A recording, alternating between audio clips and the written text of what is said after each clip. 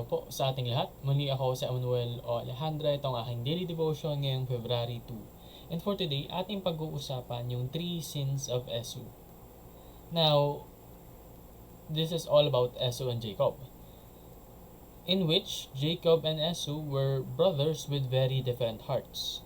Esau wanted what felt good right away and sold his birthright for a simple meal. Now, to give more context, no, si Esau and si Jacob, sila yung anak ni Isaac and Rebecca. Kung hindi nyo kilala si Isaac and Rebecca, pinag-usapan natin sila kagahapon. So, if you want to be able to understand the context, no, then please watch the video yesterday. And now, going back, Jacob wanted God's blessing, but sometimes took it in the wrong way. Even though both brothers made mistakes, God's plan kept moving forward. God chose Jacob to continue his covenant promises, not because Jacob was better, but because of his grace. Later, God changed Jacob's heart, and he became a man of faith. Their story shows us that God's grace chooses and transforms us, preparing the way for his bigger plan, which find its fullest meaning in Jesus.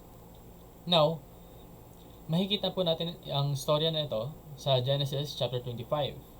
Specifically, yung kasalanan na ginawa ni Jacob and Esau ay makikita natin sa verses 29 to 34.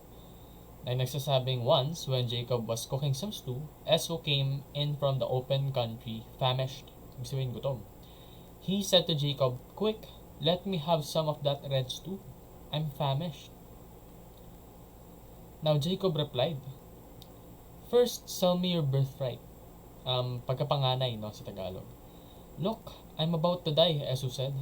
"What good is the birthright to me?" But Jacob said, "Swear to me first."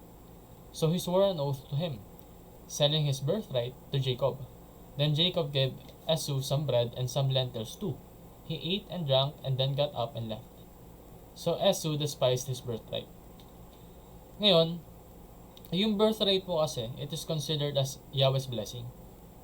And therefore, nung binenta ni Esau yung kanyang birthright para kapalit ng simpleng stew lang, Esau rejects Yahweh's blessing. And isa po itong kasalanan. That's the first sin of Esau. And the second one is that Esau operates according to the flesh. Kung ano po yung hinihingi ng current katawan niya, kung ano man yung condition niya, kung ano yung makakapagbigay sa kanya ng convenience or pleasure, pinipili niya yun. Kagaya ng nangyari ngayon, nagugutom daw siya. So, yung biyaya sa kanya ng Panginoon, binigay niya na lang ng ganun-ganun lang. That's his second sin. And for his third sin, Esau is immoral and godless. Dahil nga pinipili niya lang yung mga bagay na gusto niyang gawin. At hindi niya nire-regard kung ano yung kagustuhan ng Panginoon sa buhay niya. He became a person that was deemed immoral and godless.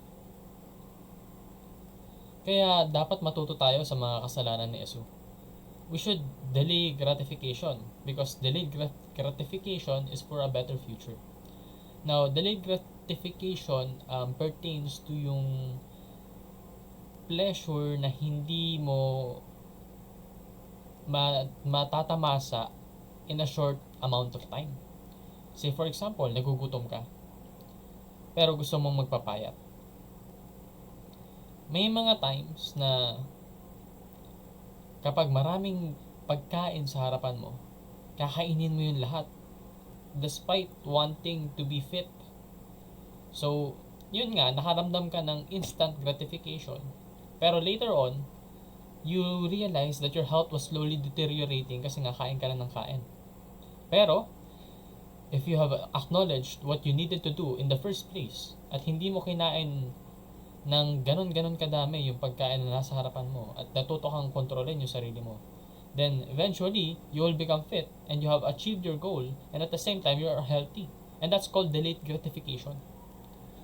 So decide with long-term consequences in mind.